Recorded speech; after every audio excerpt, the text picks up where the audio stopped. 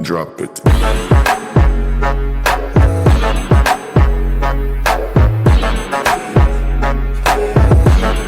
Hello guys. Hi.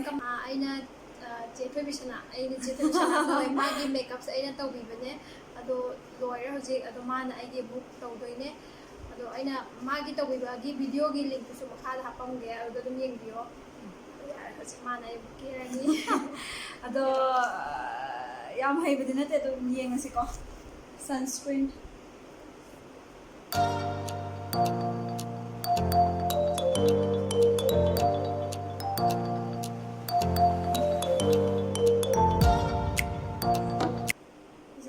Primer scenario.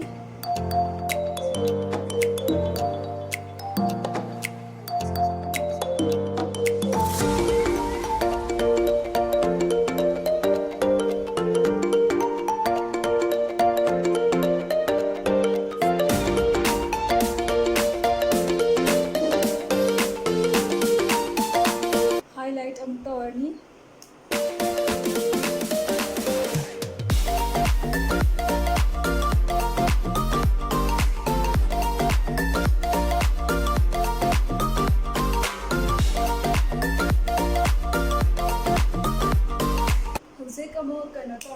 Contouring to horny. My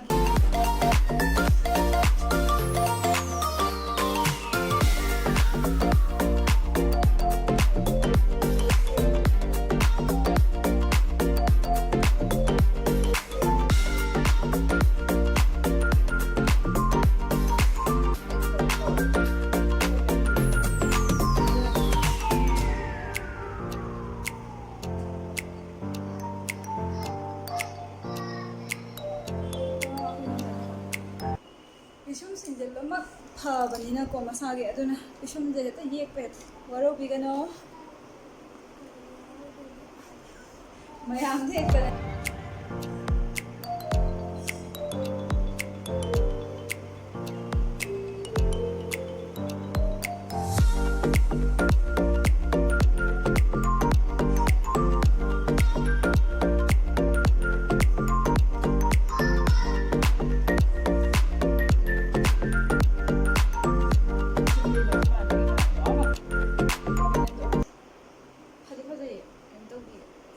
mayam kem tau de ko black ek pa jehena ma jehena phaja thoktra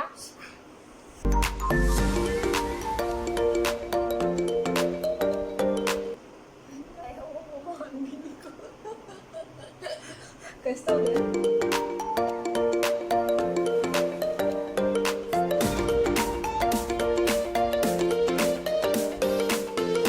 mayam adum yari ko. Okay, now for Mitki tawar si ko.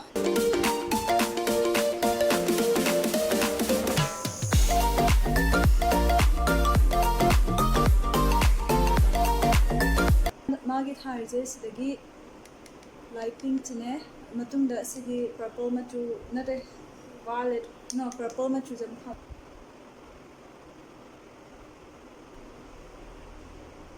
as I no magi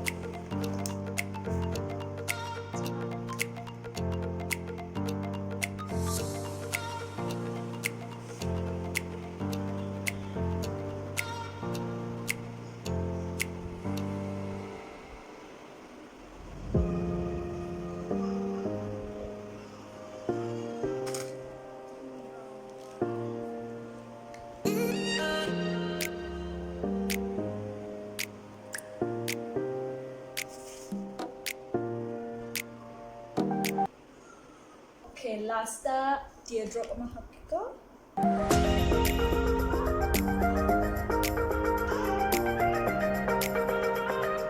last ꯈꯤꯇꯪ highlight hapjage mid mayada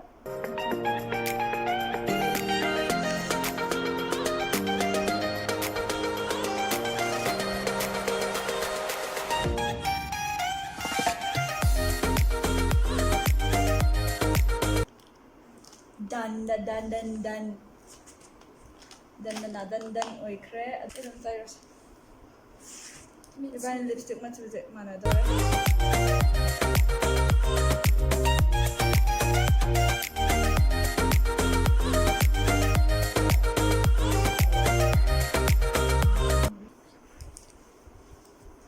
last join amagaka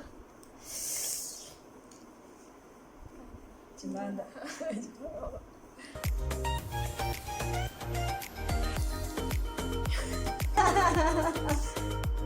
Ako nga le. Mansano kayo just for a day mix mo Monday pati ang pwede pretty jologi ano ba look punsi chupagi amuhan uo pangaroy da bane mayam yung bihaw amuhan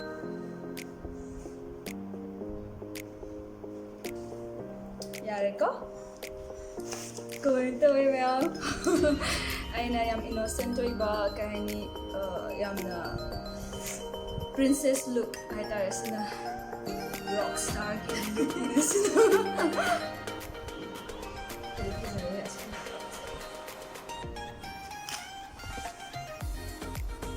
Sadra.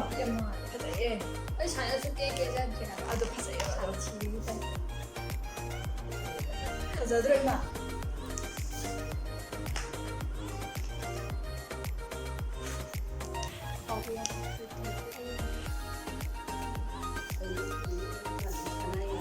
Yan, di ba ito sa nini?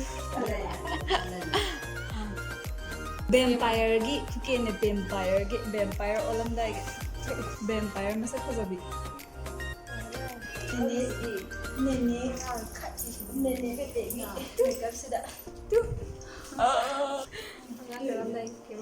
Makeup sida su isa gi artist singi ko haidi personality ja dum thopa ja ne aina pepe ke ba matam da ai gi personality do mon da change ba sigi makeup sida do man ai kera ko matam na ma gi personality do ai ngon da change ba aduna ithorap padagi makeup torap padagi lai mi ko bu oro do mi gi personality ja dum kano portray tawe ba Kijabra.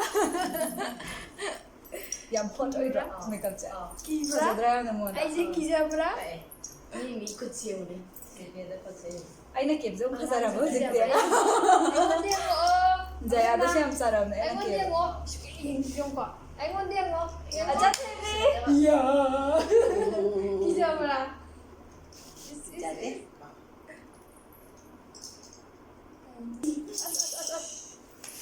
haro kai haida na Naru ni kibiba saja. Nay, sila yung lang tuom ta. oh Musu uwe.